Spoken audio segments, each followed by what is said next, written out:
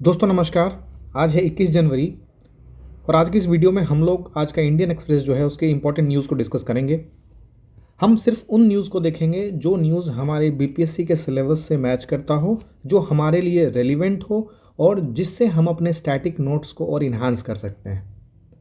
तो अगर हम आज देखें तो आज संडे है, इसके लिए आज एडिटोरियल नहीं रहता है ना। एडिटोरियल की जगह हम क्या करेंगे कि जो एक इम्पॉर्टेंट इंटरनेशनल इशू है उसको हम थोड़ा डिटेल से समझेंगे। हम इस न्यूज़पेपर में जो भी हमारे लिए इंपॉर्टेंट प्रीलिम्स के फैक्ट्स हैं, जो भी न्यूज़ है उसके करस्पॉन्डिंग हमको क्या होमवर्क्स करने चाहिए, कौन सी मैपिंग करनी चाहिए, वो भी देखेंगे हम इसमें।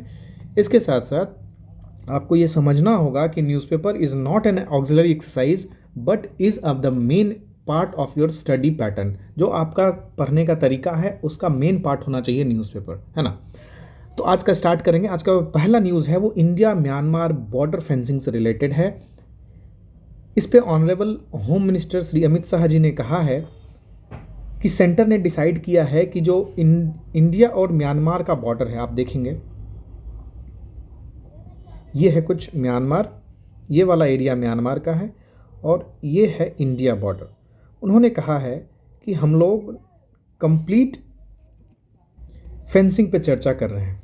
तो आखिर ये चीज़ आई कहाँ से, ये फेंसिंग का डिस्कशन कहाँ से आया, उसको हम थोड़ा समझने की कोशिश करेंगे। इसके बैकग्राउंड पे थोड़ा जाएंगे। अगर हम देखेंगे तो अभी इंडिया और म्यांमार के बीच में जो है ना वो एक फ्री मूवमेंट रिजीम है। फ्री मूवमेंट रिजीम का मतलब होता है कि जैसे इंडिया है, ये वाला पोर्शन इंडिया का है, ये वाला पोर्शन म्यांमार का है।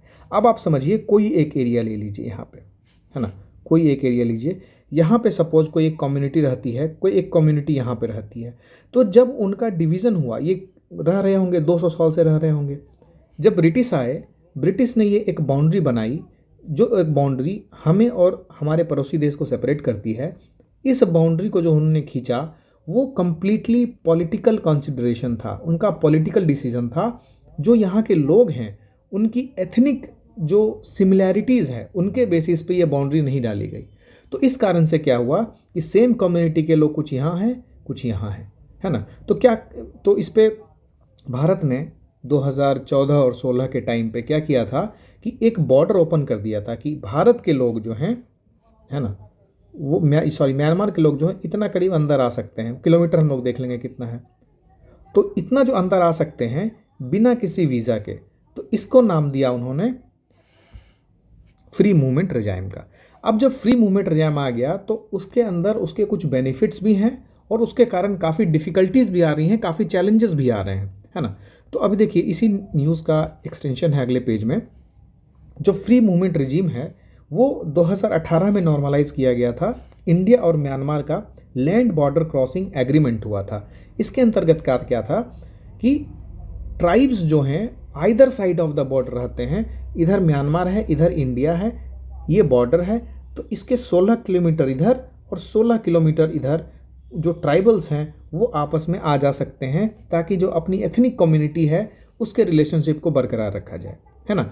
और उस मूवमेंट में उनको किसी भी वीज़ा की ज़रूरत नहीं है और वहाँ पे वो 2 हफ्ते तक रह सकते हैं। They can stay up to 2 weeks after coming 16 kilometre inside the other side of the border. इसके कारण क्या हुआ कि काफ़ी डिफ़िकल्टीज आनी शुरू हो गई। आप समझिए कि अगर आप बॉर्डर खोलते हैं तो बॉर्डर ओपन करने वक्त हमारे यहाँ सबसे बड़ी समस्या क्या होती है, ड्रग ट्रैफिकिंग की। हमारे यहाँ सबसे बड़ी समस्या क्या होती है कि ह्यूमन ट्रैफिकिंग की समस्या होती है। तो बहुत सारे चैलेंजेस आने लगते हैं। जो बॉर्डर सिक्योरिटी फोर्सेज हैं और जो वहाँ पे सिक्योरिटी ग्रुप्स हैं वो लोग सिचुएशन को एनालाइज किया उन्होंने। और रिसेंटली जो हमने देखा मणिपुर में जो क्राइसिस हुआ था, सिचुएशन हुआ था मिटी और कुकी कम्युनिटी के बीच में, उसके बाद से ये तनाव और ज़्यादा बढ़ गया था, क्योंकि आइदर ऑफ द कम्युनिटीज़ को फॉरेन एजेंसीज जो हैं, जो फॉरेन नॉन स्टेट एक्टर्स हैं, वो क्या है आर्म सप्लाई कर रहे हैं, या कोई जो इंसर्जेंट ग्रुप है, जैसे समझिए कि म्यांमार, हाँ जब म्यांमार यहाँ है, सपोज कोई इंसर्जेंट ग्रुप है, ठीक है, वो इंसर्जेंट ग्रुप सपोज यहाँ एक्ट कर रहा है ना। तो हमने क्या किया था कि यहाँ पे 16 किलोमीटर, यहाँ पे 16 किलोमीटर, तो ये इंसर्जेंट ग्रुप जो है ट्राइबल कम्युनिटी के नाम पे हमारी कंट्रीज में तो आ जाते थे, but they were coming with a certain motive. और वो मोटिव क्या था, वायलेंस। वो मोटिव क्या था, यहाँ की इंसर्जेंसी सिचुएशन को बढ़ावा देना, जो इंटरनल सिक्योरिटी सिचुएशन है उसको और टेम्पर करना। तो इस वजह से जो प्रॉपर मॉनिटरिंग है वो नहीं हो पा रही थी। उसके साथ साथ उनको कंट्रोल करना भी डिफ़िकल्ट हो जा रहा था। जो बॉर्डर ओपन किया गया तो उसके कारण स्मगलिंग बढ़ रही है। हमने देखा कि जो ड्रग ट्रेड है और जो म्यांमार से जो लोग इन्फ्लक्स होके आ रहे हैं, माइग्रेंट बन के आ रहे हैं, फिर क्या करते हैं, यहाँ आते हैं, यहाँ से वो कोलकाता जाएंगे, कोलकाता से दिल्ली, दिल्ली से फिर Srinagar, Punjab, other parts of the countries में एक बार फैल जाते हैं तो फिर उनको आधार कार्ड लेना, पैन कार्ड लेना, वो सब बनवा के इंडिया के रेसिडेंट हो जाते हैं। तो कहीं ना कहीं ये एक माइग्रेंट सिचुएशन भी क्रिएट कर रहा था, है ना। तो इस पर ये ज़रूरी था कि इंडियन गवर्नमेंट को स्विफ्टली एक्ट किया जाए, है ना।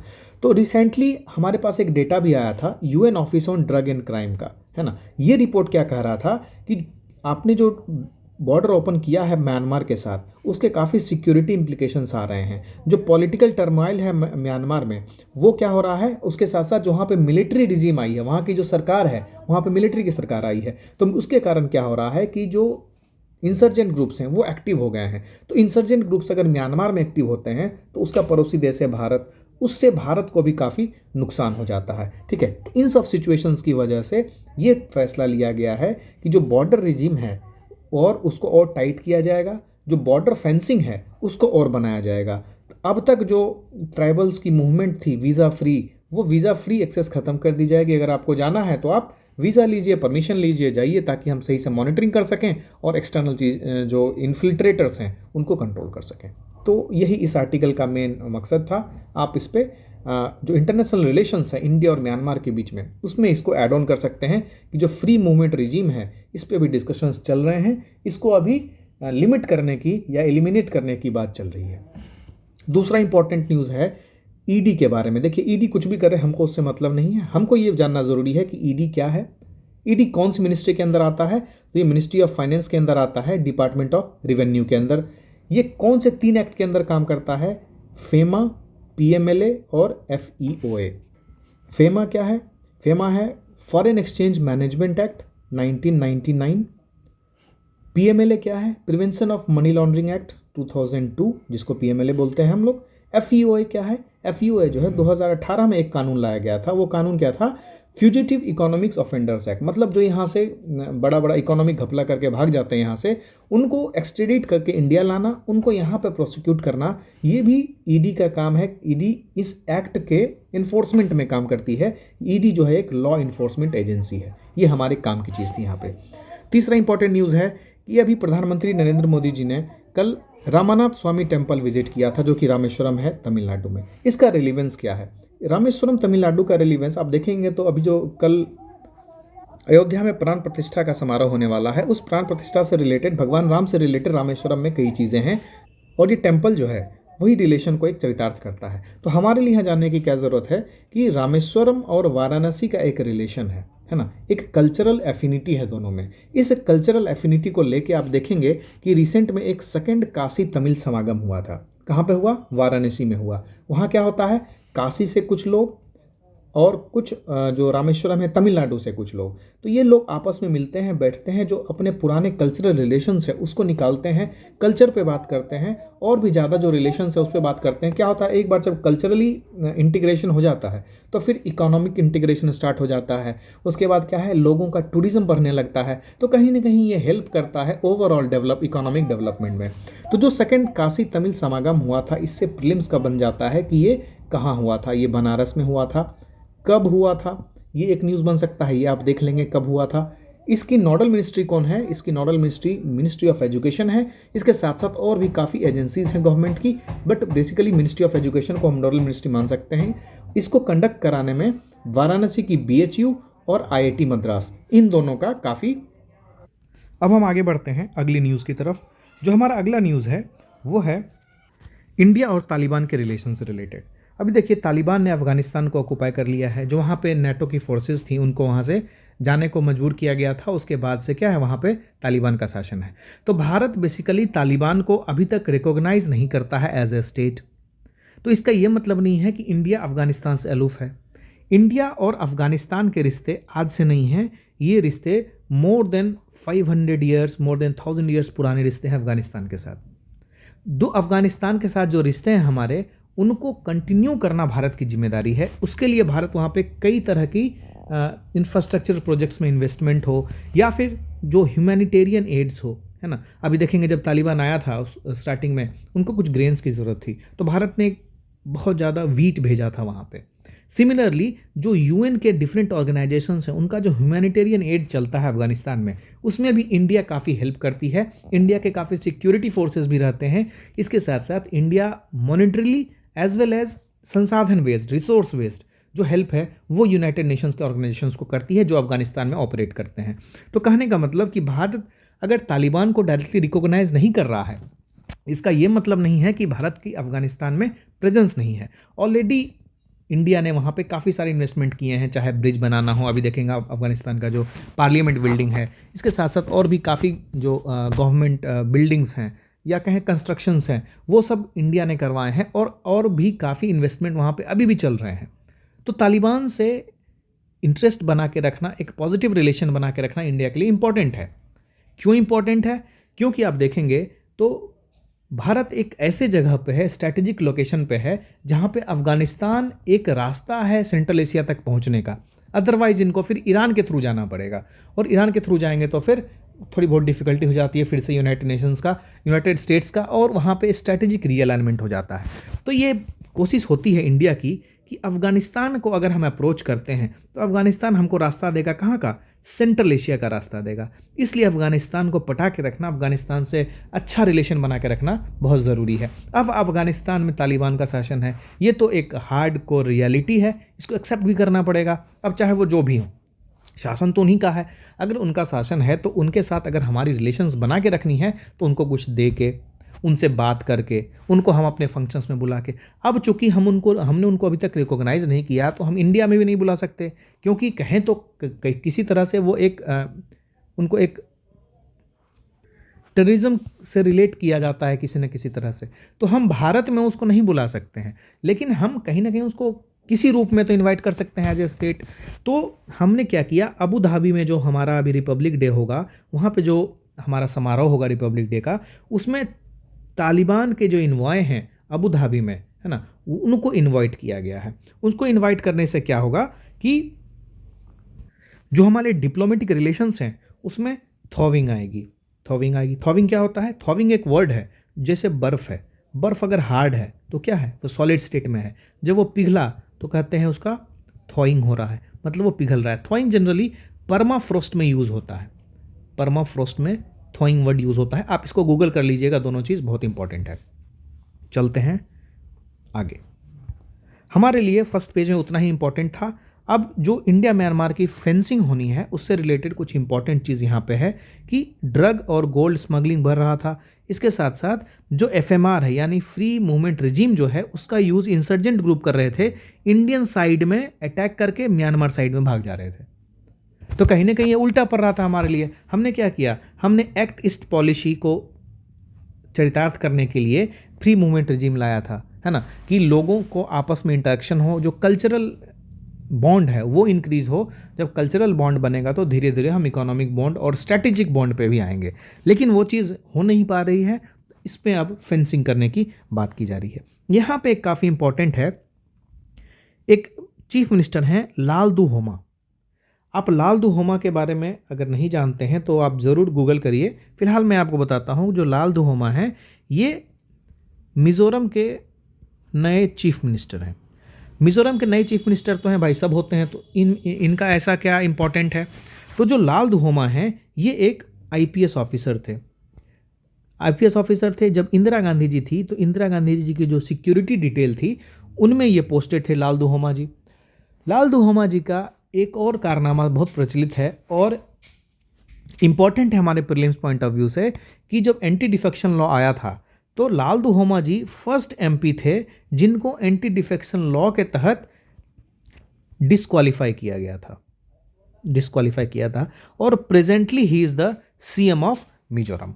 ठीक है, तो this is the important thing, यहाँ से प्रीलिम्स के पॉइंट ऑफ व्यू से आप देख सकते हैं। अगला इंपॉर्टेंट अभी देखेंगे, सिक्योरिटी फोर्सेज का एक ऑपरेशन होने वाला है जम्मू एंड कश्मीर में। ठीक है, तो जम्मू एंड कश्मीर वाला वो सब एरियाज़ जहाँ पे सिक्योरिटी फोर्सेज ऑपरेट कर रहे हैं, जैसे पूंछ है, कारगिल है, द्रास है, उरी है, और भी जो लोकेशंस हैं, इनको आप मैप में लोकेट करेंगे, है ना। एक इंडिया का मैप लेंगे या कहें तो एक जम्मू कश्मीर का ही मैप लेंगे या हाथ से ही बना लीजिए, कुछ ऐसे करके बना लीजिए, वहाँ पे इनको लोकेट कीजिए। कैसे? आप ईस्ट टू वेस्ट देखेंगे कौन है, नॉर्थ टू साउथ देखेंगे कौन है, इन एरियाज़ के आसपास कौन से मेजर माउंटेन रेंजेस हैं, कौन से मेजर लेक्स हैं, जो लेक है वो साल्ट वाटर है या फ्रेश वाटर लेक है, ये आपका होमवर्क होता है। मैं मैप वर्क में कुछ होमवर्क्स दूंगा जो आपको करने होंगे, ठीक है। तो इस पेज में ये इंपॉर्टेंट है मैप वर्क रिलेटेड। अब हम चलते हैं आगे। इन सब पेजेस में हमारे काम की चीज़ कुछ भी नहीं है, इसको आप स्किप कर सकते हैं कंप्लीट। देखिए ये जो पेज है ये कैपिटल क्लीनअप का एक न्यूज़ है जो स्वच्छता की बात करता है। अब हम स्वच्छता पे जब आते हैं तो ये जानना ज़रूरी है कि स्वच्छ भारत अभियान, जो स्वच्छ भारत अभियान आया था, स्वच्छ भारत अभियान कब आया था, स्वच्छ भारत अभियान को कब लाया गया था, वो ईयर आपको जानना ज़रूरी है।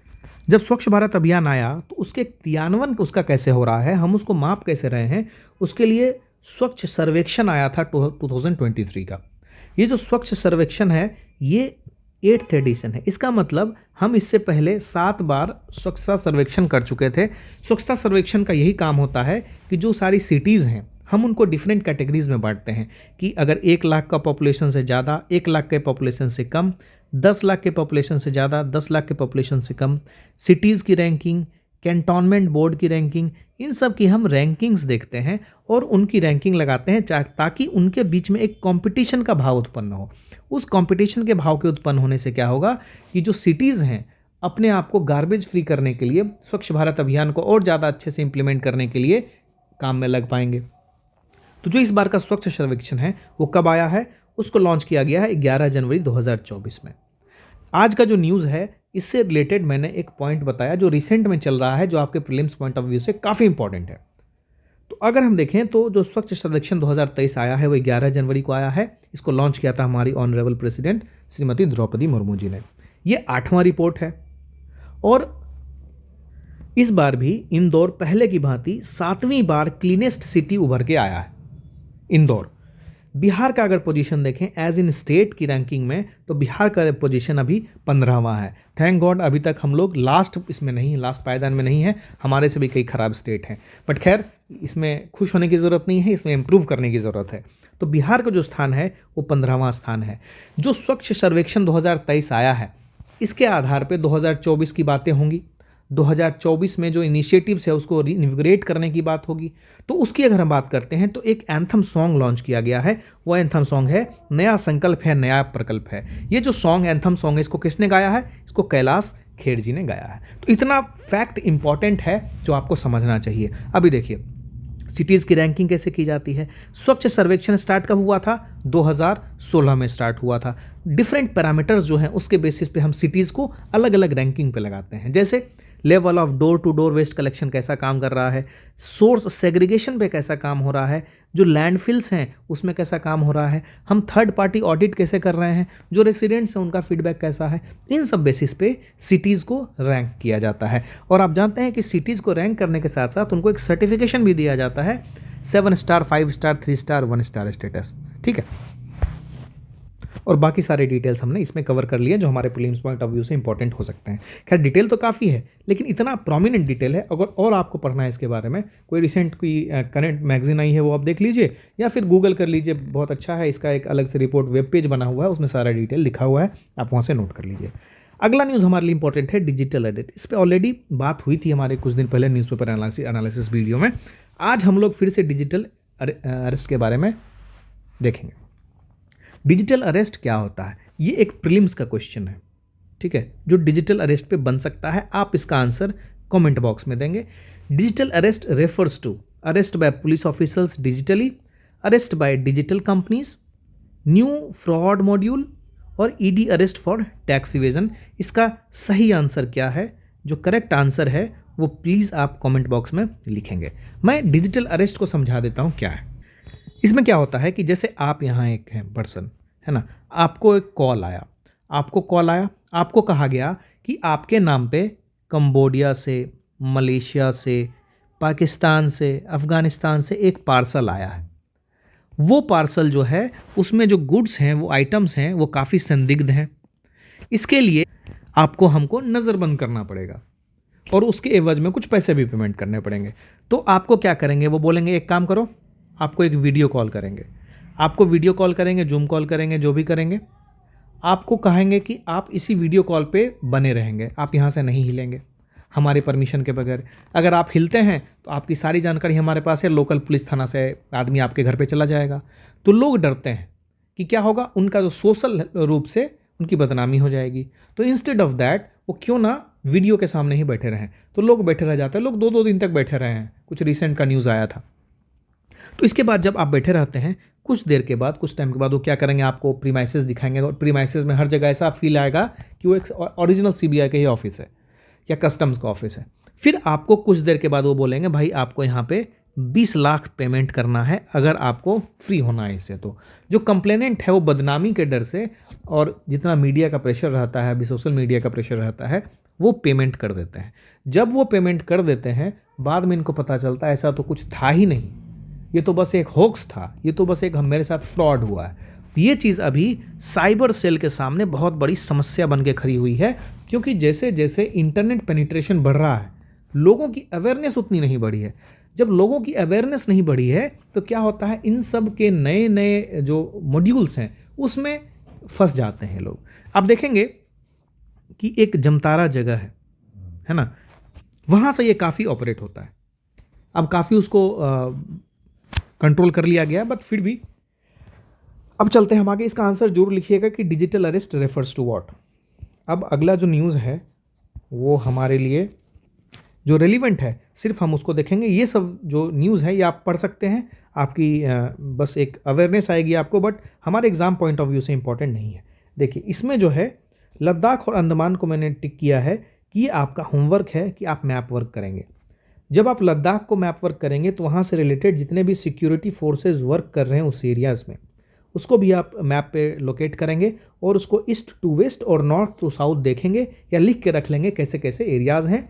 आप ये भी देखेंगे कि लद्दाख के अराउंड कौन से लेक्स हैं, कौन से माउंटेन्स हैं। अंडमान के बारे में बात चल रही थी तो अंडमान का भी आप लोकेट करेंगे, अंडमान में कौन कौन से आइलैंड्स हैं, इन आइलैंड्स का नाम क्या क्या है, कुछ शायद नाम चेंज भी हुआ है, वहाँ पे कोई हवाई अड्डा बनाया गया है, कोई एक जेल है वहाँ पे, ये सब क्या है उसकी लोकेशन आप यहाँ पे मैपिंग करेंगे। ठीक है, इसके अलावा इसमें और कुछ इंपॉर्टेंट नहीं है। यहाँ पे देखिए एक सरिस्का टाइगर रिजर्व के बारे में बात की गई है। ये सरिस्का टाइगर रिजर्व कहाँ है? सरिस्का टाइगर रिजर्व कहाँ है? राजस्थान में सरिस्का टाइगर रिजर्व है। अब यहाँ पे आपको जानना ज़रूरी है कि वाइल्ड लाइफ सेंचुरी क्या है, नेशनल पार्क क्या है, टाइगर रिजर्व क्या है, इन सब में डिफरेंसेस क्या है, बायोस्फीयर रिजर्व क्या है, कौन कौन से बायोस्फीयर रिजर्व्स हैं, वाइल्ड लाइफ सेंचुरीज कौन कौन सी हैं, नेशनल पार्क कौन कौन सी हैं, इंपॉर्टेंट कौन कौन सी हैं, और इनमें से बिहार में कौन कौन सा एग्जिस्ट करता है। ये आपको इसमें एक नोट्स बनाने की ज़रूरत है। अब आते हैं इंपॉर्टेंट जो है वो डीप फेक पे है। तो डीप फेक आप देख रहे होंगे काफ़ी न्यूज़ में है, जब से रश्मिका मंदाना का जो एक डीप फेक वीडियो आया था उसके बाद से काफ़ी न्यूज़ में था। इससे रिलेटेड एक मेंस का क्वेश्चन है जो GS2 सेक्शन 3 के पॉइंट ऑफ व्यू से काफ़ी इंपॉर्टेंट है।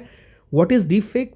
Recent technological advancements have turned monster and have given rise to new threats, explain with relevant example. ये क्वेश्चन आप अगर देखेंगे तो आपके एग्जाम में जो क्वेश्चन आता है GS2 सेक्शन 3 में, रिसेंट टेक्नोलॉजिकल डेवलपमेंट्स जो ह्यूमन सोसाइटी को हेल्प किया, तो ऐसा भी तो क्वेश्चन आ सकता है कि ऐसा टेक्नोलॉजिकल एडवांसमेंट बताइए जो ह्यूमन सोसाइटी को डिग्रेड कर रहा है। तो आप उसी से रिलेट करके इस क्वेश्चन का आंसर लिखेंगे। अच्छा, यहां पे स्ट्रेंथ ऑफ जजेस की बात है। आपसे दूसरा क्वेश्चन ये है कि सुप्रीम कोर्ट के जजेस की स्ट्रेंथ बढ़ाने के लिए एक रिसेंट अमेंडमेंट किया गया था। वो अमेंडमेंट कब किया गया था? उस अमेंडमेंट के बाद सुप्रीम कोर्ट के जजों की संख्या कितनी हो गई है? How many now? ठीक है, ये आपका सेकंड क्वेश्चन है जो आप कमेंट करेंगे कमेंट बॉक्स में। देखिए दिस इज़ वेरी इंपॉर्टेंट। यही छोटे छोटे चीज़ हैं जो आपको परीक्षा में हेल्प करते हैं रिकॉल करने में। तो अगर आप अभी प्रैक्टिस कर लेते हैं इन सब चीज़ों की तो कहीं ना कहीं आपके बैक ऑफ द माइंड चीज़ रहेगा और आपको रिफ्लेक्ट बैक कर देंगे। ज़रूरी नहीं है कि सारी चीज़ पढ़ के ही एग्जाम में आए, है ना। कुछ चीज़ें होती हैं इंस्टिंक्ट पे बेस्ड, और ये सब पढ़ने से, इस तरह की एक्टिव लर्निंग से आप क्या है अपने इंस्टिंक्ट को डेवलप करते हैं। तो आप इस पर ज़रूर कमेंट करिएगा। 2 सवाल है, एक सवाल जो हमने डिजिटल अरेस्ट का देखा था और दूसरा सवाल ये है कि जो स्ट्रेंथ ऑफ जजेस है उसके लिए रिसेंट अमेंडमेंट कब हुआ था और उस अमेंडमेंट के बाद जजों की संख्या कितनी हो गई है, नंबर्स कितने हो गए हैं सुप्रीम कोर्ट में। Now will move to next article. आज चूंकि संडे है तो एडिटोरियल आया नहीं है, तो हम इस पे ज़्यादा कुछ कर नहीं पा रहे हैं। देखते हैं, ये सब बिल्कुल हमारे काम का नहीं है। देखिए, इस पेज पे आपके प्रीलिम्स पॉइंट ऑफ व्यू से एक बहुत इंपॉर्टेंट चीज़ है जो इजराइल और पैलेस्टीन को लेके है, वो 2 स्टेट सॉल्यूशन की बात होती है। ठीक है। सिमिलरली चाइना और ताइवान को लेके 1 चाइना पॉलिसी की बात होती है। ठीक है। और 1 चाइना पॉलिसी क्या कहता है? 1 चाइना पॉलिसी कहता है कि जो ताइवान है that is inseparable part of China, और जो भी ये कंट्री ऐसा कहता है वो चाइना का दोस्त कहा जाता है। इसी तरह से ब्राज़ील ने अभी अपना क्या है, फ्रेंडली रिलेशन इस्टेब्लिश करना शुरू किया चाइना से, क्योंकि ब्राज़ील भी क्या है, एक मिडिल इनकम कंट्री है। इसको भी काफ़ी इन्वेस्टमेंट की ज़रूरत है, काफ़ी रिसोर्सेज की डेवलप ज़रूरत है और काफ़ी इंपोर्ट्स की ज़रूरत है, जिसमें चाइना काफ़ी माहिर है मैन्युफैक्चरिंग में। जो मेजर इंपोर्ट्स हैं वो चाइना से कर पा रहे हैं। इसके लिए ये अभी चाइना को अपने पाले में लाने की कोशिश कर रहे हैं। एक नया स्ट्रेटेजिक अलाइनमेंट हो रहा है यहाँ पे। उसमें 1 चाइना प्रिंसिपल को या 1 चाइना पॉलिसी को ब्राज़ील जो है वो सपोर्ट कर रहा है। जो इजराइल पैलेस्टीन की बात होती है यहाँ पे 2 स्टेट सॉल्यूशन की बात होती है, और चाइना वाले में 1 चाइना पॉलिसी की बात होती है। आपको यहाँ समझने वाली चीज़ क्या है कि इंडिया का यहाँ पे क्या स्टैंड है। इंडिया का स्टैंड 2 स्टेट सॉल्यूशन में क्या है और 1 चाइना पॉलिसी में क्या है। ठीक है, आप यहाँ पे इसको देख लेंगे। उसके बाद इस पेज में और आपके लिए इम्पोर्टेंट ऐसा कुछ नहीं है। बाकी जो क्या है ऑनगोइंग न्यूज़ है, जब उसका एक निष्कर्ष आ जाता है तब हम उस पर बात करना ज़्यादा आसान रहेगा और ज़्यादा रेलिवेंट रहेगा। अदरवाइज़ रनिंग कमेंट्री में कोई काम का चीज़ नहीं मिलता है, रेलिवेंट नहीं मिलता है। अब देखिए, आप आर्टिफिशियल इंटेलिजेंस और मशीन लर्निंग का अगर क्वेश्चन आता है आपके GS2 सेक्शन 3 में, उसमें आप ऑटोनोमस ड्राइविंग यूज़ कर सकते हैं एज एन एग्जाम्पल। सिमिलरली अभी जो एयरपोर्ट पे एक आर्टिफिशियल इंटेलिजेंस बेस्ड एक फेस रिकॉग्निशन सिस्टम लाया गया है ना। उसके साथ साथ आर्टिफिशियल इंटेलिजेंस को रेगुलेट करने के लिए भी काफ़ी कुछ किए जा रहे हैं वर्ल्ड लेवल पे। तो भारत सरकार अभी क्या कर रही है कि वो एक स्टैंडर्ड सेट ऑफ नॉर्म लाने की कोशिश कर रही है आर्टिफिशियल इंटेलिजेंस, और उसका यूसेज जब हम किसी क्राइसिस में आ जाएं। और वैसी कंपनीज जो आर्टिफिशियल इंटेलिजेंस टेक्नोलॉजी को इम्प्लीमेंट करती है, वो कंपनीज अगर किसी क्राइसिस सिचुएशन में कितनी जल्दी अपने सिस्टम को ऑन कर पाते हैं, उनके बेसिस पे उनको एक रेटिंग दी जाएगी, और उस रेटिंग के बेसिस पे आर्टिफिशियल इंटेलिजेंस में कौन सी कंपनीज उभर के आ रही हैं, कौन सी कंपनीज को प्रायोरिटी देना चाहिए, आगे बढ़ाना चाहिए, लाइसेंसिंग वाली बात होगी, रेगुलेशन वाली बात होगी, तो ये सब चीज़ उनसे किया जाएगा। तो ये आर्टिकल आपको उसके लिए इंपॉर्टेंट है, जो रिसेंट में आर्टिफिशियल इंटेलिजेंस, उसमें प्राइवेसी इश्यूज़ क्या हैं, आपके नए साइबर थ्रेट्स क्या उभर के आ रहे हैं, ये सब आपका जो कोर एरिया है आपके GS2 सेक्शन 3 में, इसलिए ये आर्टिकल आपके लिए काफ़ी इंपॉर्टेंट है। इससे आगे चलते हैं। CCPA क्या है, इसका मेजर काम कौन सा है, ये कौन सी मिनिस्ट्री के अंदर आती है, इसका ऑब्जेक्टिव क्या है, ये तीनों चीज़ आप इसके लिए नोट करके रख लेंगे। चलो, आपको होमवर्क ज़्यादा दे दिया है, मैं बता देता हूँ। जो CCPA है, इसका पूरा नाम है central consumer protection authority. Central consumer protection authority. इसको इस्टेब्लिश कब किया गया है? इसको इस्टेब्लिश किया गया था 2019 में, और ये 2020 से फोर्स में आया।